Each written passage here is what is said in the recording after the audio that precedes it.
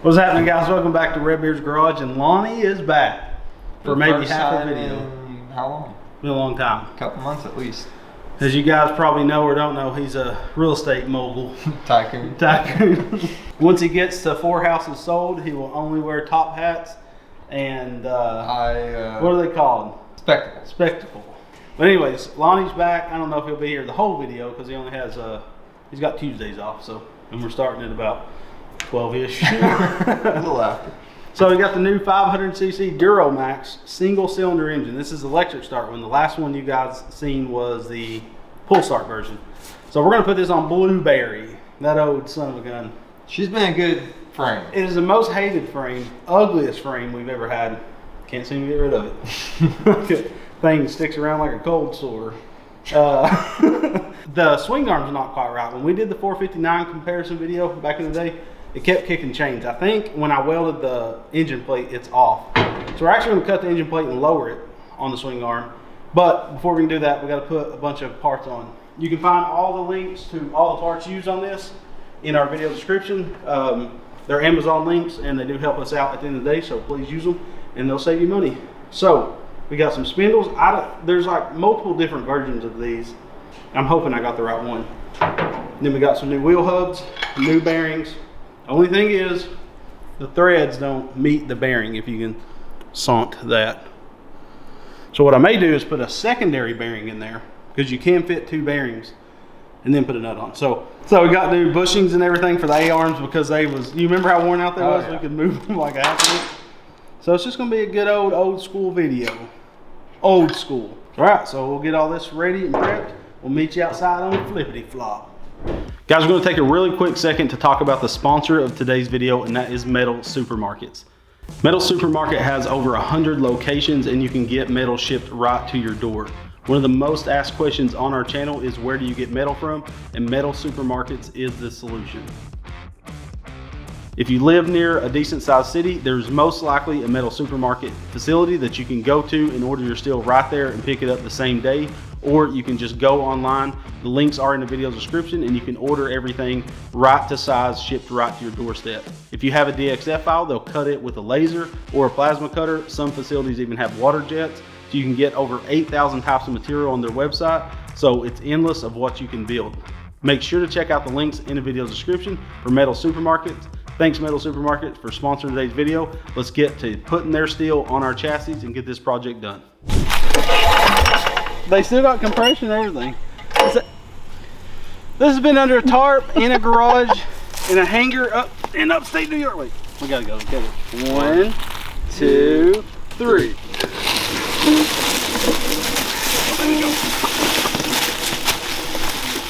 Okay, I got this. You go stop the front. You don't know. Now you know. Now you know that this was the very first project we ever did. We ever built, really, other than the 4-seater. It's been sitting derelict. Engines are still good, believe it or not. Will it make a return? Yes. When will it make a return? Yes. Okay, Harbor Freight Jack.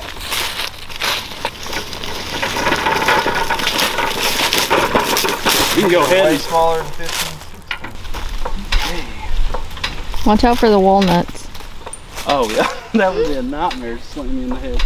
Yeah, but our plans with this one, while we're waiting on Lonnie, is get the seats out of there, put leather racing seats in it, do independent rear suspension, but keep twin engines, because that was the whole theme of the thing. Cut off the entire front end because we didn't know what we was doing back then. It has horrible bump steer, it's awful. Cut the entire front end, rebuild a whole new front end, finish like caging in the top and stuff, and then get it powder coated. And that'd be a really good 2-seater, but I want it to have a reverse gearbox and everything. So I got a weird idea to do that. Or do you think we put a single engine on it, Miss Redbeard? I feel like you keep the double because it's the OG. We can paint it mint green and name it Double Mint. Well, Lonnie guessed the right one. Oh! This is the impact that we modified from a bit driver. Hands down. Keep that. Good gosh, if those hit us, we're dead. Did you hear Walnut. Let's put the other one. I laid it in the seat of the thing. Stanley makes a dang good hammer. I've had this tool set for 15 years. Yeah. Mine's coming off with the... You still got your tool set like this? I'll talk Lonnie into buying one. Yep. You missing any sockets? Oh yeah, I for miss sure. it. Is it possible to own a tool set without missing sockets? Is it gonna come? Yeah. Oh, that's insane. These have been on there for years. Get the key too. I don't think we need the key, but we're using the worst tires known to man, which are V-treads. If you notice, we don't use them anymore. They're awful. Like if you sneeze, you're spinning.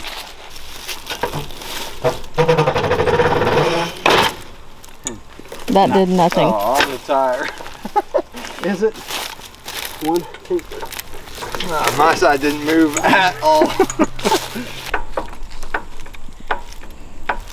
So we should just be swapping these out and then slapping a fresh set. We got some new V-treads that we literally stopped using them a year ago, so we got a pile of them in there and we're just trying to use them for a little bit, but we will be upgrading these to 26-inch tires. We just got to do a different setup on it, but I do think it's time to get this finished up and powder coat it because it's a great test chassis. So what we're going to do today is cut this off. This is way too big of a lift. There's no point in it. I don't know why I did it.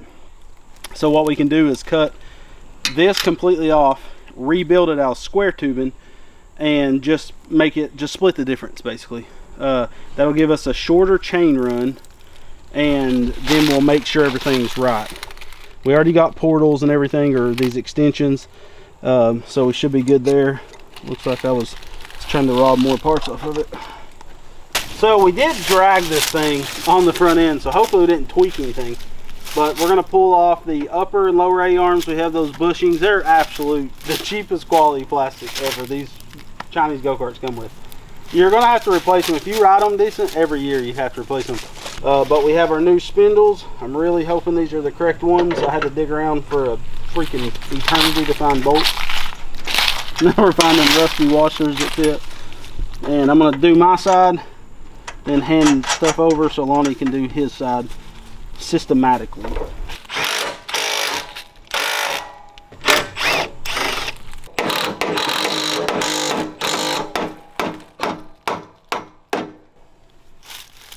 Real nice. We're about to jack this thing up. Do you get it? It's greased. Wait, use the grease on your new one. That's quality grease. Yeah, I was very surprised with myself that I had greased these. 168. Keepers, Right. you're really strong.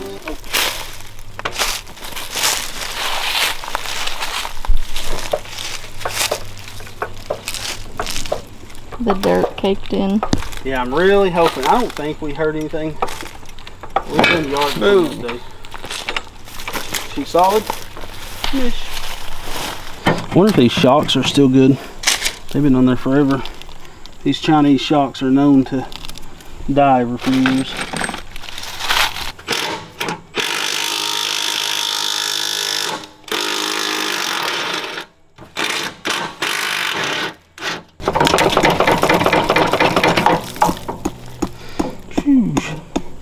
Sheesh reachers.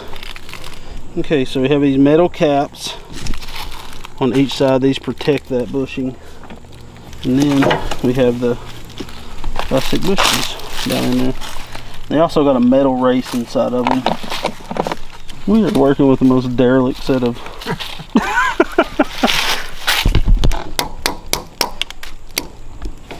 okay. And we got leftover grease. So no need to. Plenty.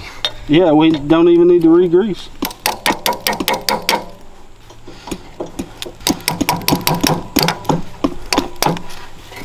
Swimmingly. Lonnie sells Little Debbie's, like does a Little Debbie route, and he said sales has been horrible this week. And I said, I wonder if it's the Oliver, what is it, Oliver Anthony song. Everybody's like, I will not be caught dead buying fudge rounds. I don't want nobody judging me. Or knock the other side. All right. How far are we from being lined up? Can you see? Pretty close. Mm-hmm. There. Okay. All right, we are cooking with gasoline. Just tap the ears with a hammer. You need to bend them out. There it is. That was easy. Classic. All right, I've ran into a small problem. What's that? This won't reach the thing without this compressed. Which, I mean, maybe it was a longer one. Like if we bend this down, it runs out of travel where I can make it down there. Once you get that, I need to just keep up with your nuts and stuff. Crap sticks. I gotta pull the lower A-arm off. I forgot to put my metal bushings in there.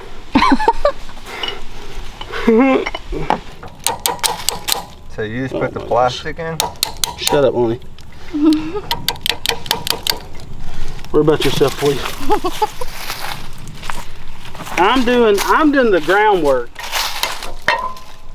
You just hush and follow my lead.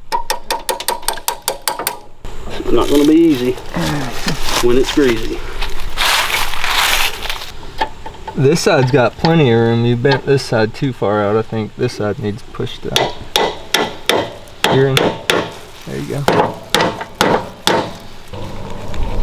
Mine went straight in. Mine lined up real nice.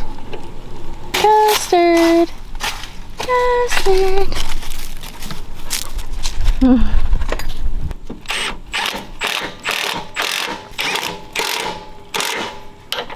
3 days later. So when we was out there, I ordered these off of Amazon with the cast brake retainers or whatever, brake caliper mounts. These are incorrect for that frame. There's not enough rotation in the ball joint, and we couldn't fit. We would have to put a shorter shock on it and lose travel or lose ride height. So I went back on Amazon and started searching around and found these spindles are not cheap. So you're normally not going to have to replace these. You can actually push the ball, like pop them out, the ball joints, and replace them. But for this particular frame, you want the one with the sheet metal style brake bracket. So these are the correct ones. So we have those now. We can go put those on the go-kart so we can roll the go-kart in, because we got to modify that swing arm quite a bit. For one thing, the swing arm, I think, is the engine plate wasn't welded on dead square, because we was getting a lot of chain kicking last time, so we need to fix that. So now I'm going to prep the Duromax 500cc to put on that frame. The only thing we're going to do is take the gas tank off of the engine and the electric key start box. I probably will go ahead and bypass that electronic shutoff in the carburetor. It's in the bottom. This is used a lot in V-twins and stuff. It's basically a little needle that when you shut the key off and power stops going to it, it shuts that needle to close off fuel from going through the main jet. We're going to throw some AMSOIL break-in oil. I always run this for several hours and then I'll change it. This one, since we're not removing the governor right now, I'll put after the break-in cycle, I'll do the small engine oil. Links are in the video description for AMSOIL, and that does help out one of our sponsors of the channel. We don't get nothing from it, but it does help him because he is a dealer. And then we got to make a jack shaft for it. I'm not going to do the 40 series because I absolutely hate them. They are garbage. We've learned that over the years. That's why you only see us using 780s. 40 series drive pulleys is what's trash. Maybe the Super 44 is better, but I say do not waste your money on a 40 series.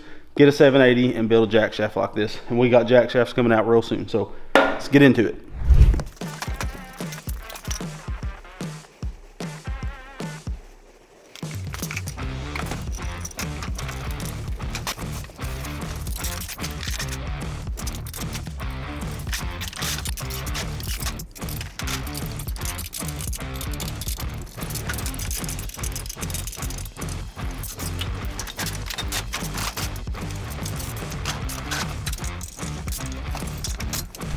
So we're going to pull out this little valve. Got a couple Phillip heads. That little valve with that little needle. Sometimes you can pull these out. This one doesn't look to be the case. So we can see this little valve there. When I put 12 volts to it, we can see that it sticks out. I'm tapping the hot and ground. So that's all it does, is that right there. So all I did was snap the little barb out of there, cut the wire, and now we've just blocked that off. So we can bolt that right back in place.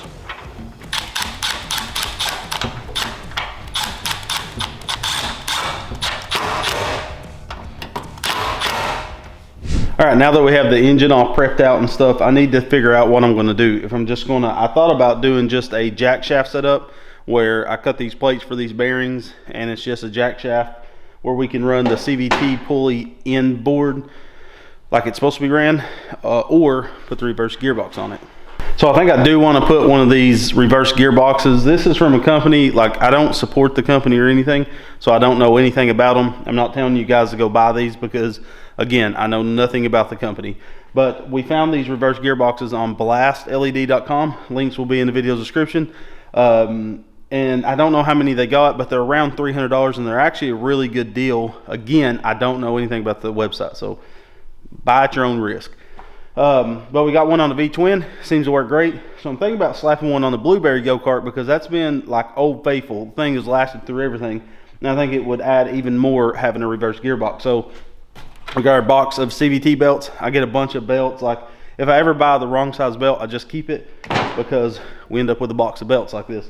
We have this for 40 series, 30 series, and then 780 series. So I'm gonna figure out how I'm gonna do this. I'll probably have to mount the gearbox separately and then mount the engine separately from that and do just a chain tensioner most likely. So we're gonna get the Yamaha buggy pushed out. We're waiting on a couple of things to come in for it to finish it off and to make it properly stout. And we'll push Blueberry in, take swing arm off, get it up on the fab table and start modifying it.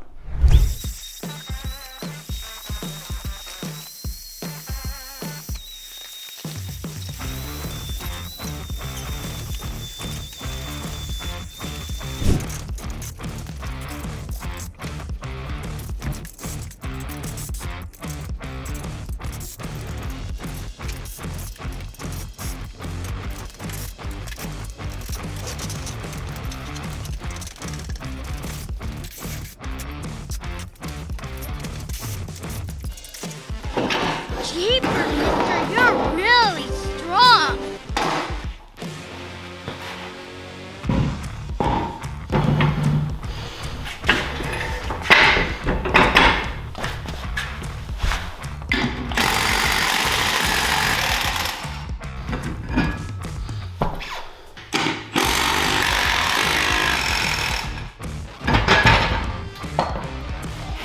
Jeepers, mister, you're really strong.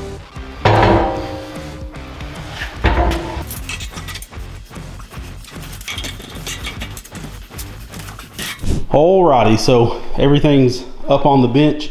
That's what I love about these Sigma tables. You can literally fixture anything. Like I didn't want to take off the sprockets, brake disc, and all that, and they hang lower, of course, than the axle hangers. So I just put these extensions. I think these are 24-inch extensions, and then we can clear everything. Thing is extremely sturdy. Like I cannot move it. It's awesome.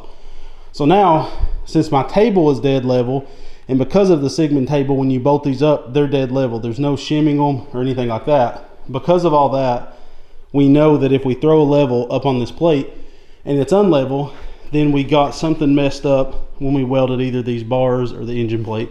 Something's not right. Either way though, this is a really high setup. So what I'm gonna do is just cut this. Well, first we're gonna check it just out of curiosity. Then we're gonna cut this whole setup off, go through the, luckily we didn't weld this all the way. And I can cut into the tube a little bit because I don't want to damage my engine plate because I don't have any more of these. And then we can mount our reverse gearbox right here real low with the chain going forward. And we'll also be switching from 420, which 420 is fine for smaller stuff. Once you get to big block, you're pushing its limits. You're gonna have a lot of chain stretch, stuff like that. It's better just to go with 50, but the unfortunate thing is 50 gets so much larger. Like this is a 72, I think, or a 68. And if we did a 50 chain, thing would be massive, like, you know, several inches larger. So it's only downside to using 50, but with this reverse gearbox we have a 2-to-1 gearing ratio internally, so you can have a smaller sprocket on the axle. Also I use this stupid lawnmower or tractor style end link, and thing is just, I mean, just trash. So what I'm gonna do is, actually I'm gonna throw that back in. I'm gonna use a QS Components 3/4 inch heim joint in this. I don't know if I'll use my chromoly ones because of what this thing is. Remember, now we have on QSComponents.com. Link is always in the video's description. They've been a supporter of the channel for a long time. QS Components actually put us a heim joint kit together. It is everything you need to build your own A-arms for the front or rear of a chassis. Other than on the rear, you need to buy some bushings. We're coming out with those really soon with some really good bushing material.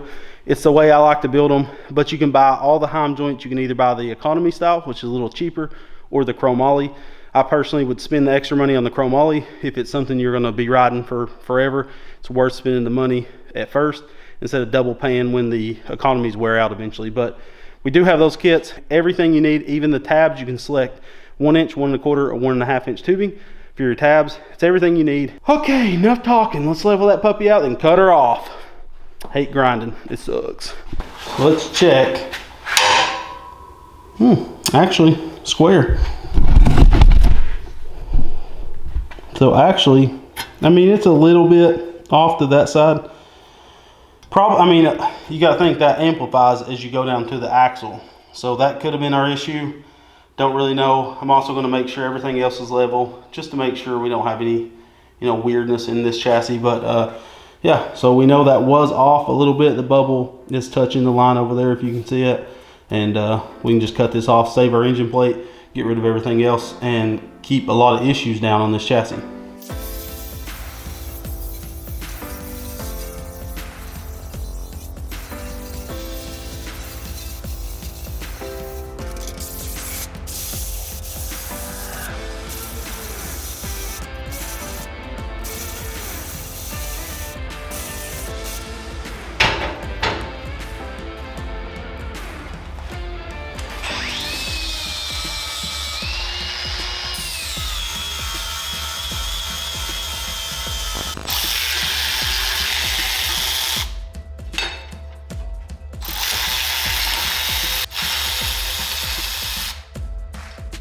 So this sprocket was a 68. It's still in really good shape, so we'll keep this, throw it on the shelf. And we're gonna have to pull off this hub as well. I'm not a huge fan of these aluminum race cart style hubs, especially with any kind of horsepower. If you have a 212, they're okay, but they don't, once you bolt the sprocket to them, they don't clamp properly. In my opinion, I've clamped the crap out of these. This one seems to be okay, but some of them, the way the bolt holes are aligned, it's not correct, so they don't clamp down. So you'll end up wearing out the keyway, but this one's held up okay. So now I will have to drop the axle. Unfortunately, that sucks. But first I need to find my sprocket. I think I'm gonna go with a 38 or a 40 tooth. Somewhere's around that will be perfect on this. And we'll probably go to Tractor Supply or somewhere to get the top that welds on the hub and get that done. Once we put that, then we can start mounting our reverse gearbox either here or in the front. Not sure which one yet.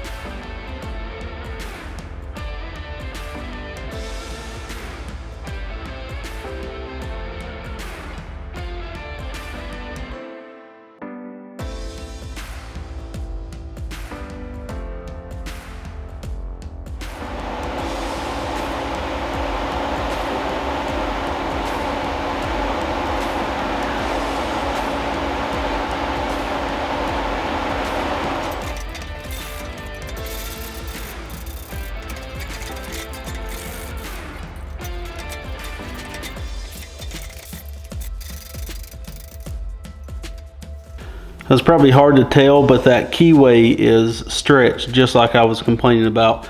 It's just aluminum with this much horsepower. Never gonna work. Don't use these unless you're using a 212. Asphalt, they're fine. Anything off-road, do not. Now we have our new sprocket all TIG welded out. We can slide this hog on.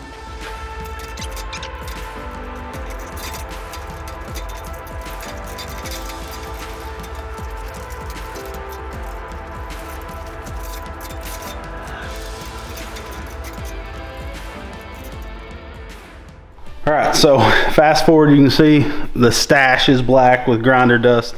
I got a lot done off camera. I'm sorry.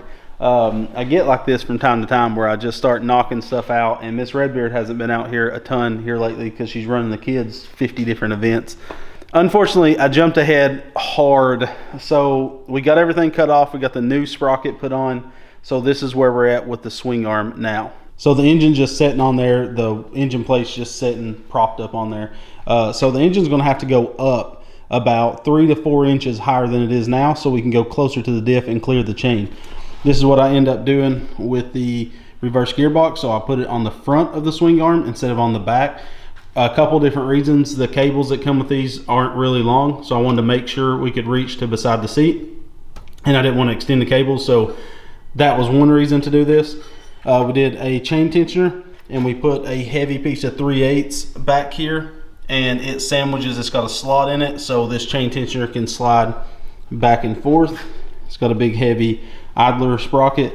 And if we look behind the diff, you'll see the adjuster right there to tension the chain. So same cradle that I used on the V-twin.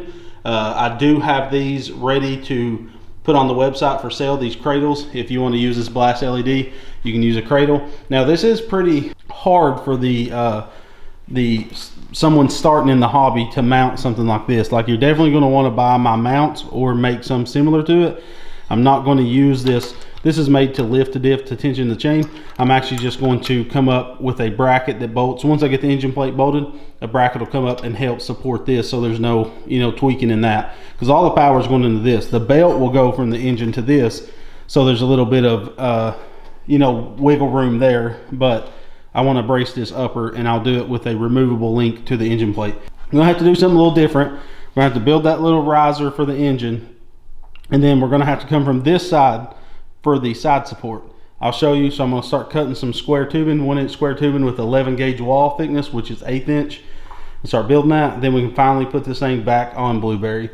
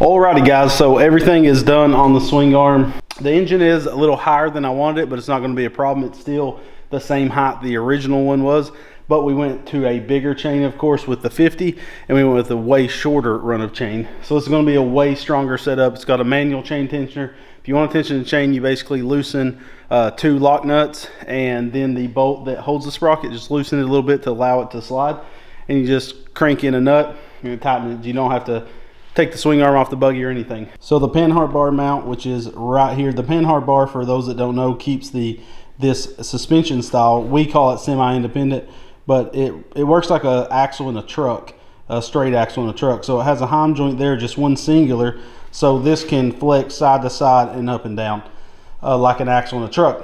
So the panhard bar is keeping it from moving side to side and wandering. But my issue is, you can see that this sticks out further than this. It's not a big deal. I can do a 1-inch spacer, and just do a grade 8 bolt, it should hold. I don't see no problem with that. I mean, this panhard bar mount has held up for a long time. It's out 3/8 thick, heavy duty boy.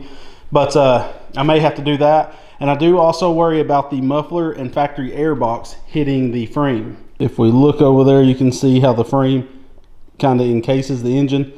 Hopefully that won't be an issue, but we'll have to tell when we bolt it up. Worst case Ontario, we just have to, you know, maneuver some stuff. If we have to, we'll take the exhaust and the air cleaner out off of it, and we'll do aftermarket exhaust, jet up the carb a little bit. But I want to see how it is stock if possible. So let us know what you think about this swing arm design. It's going to be really nice, especially having reverse on this thing. It's needed it forever.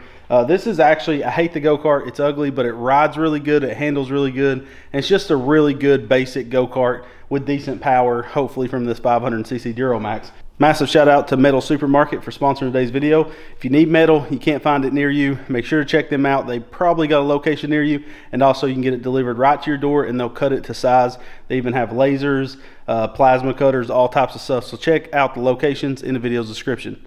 So thank you guys so much for watching. We love you, and God bless.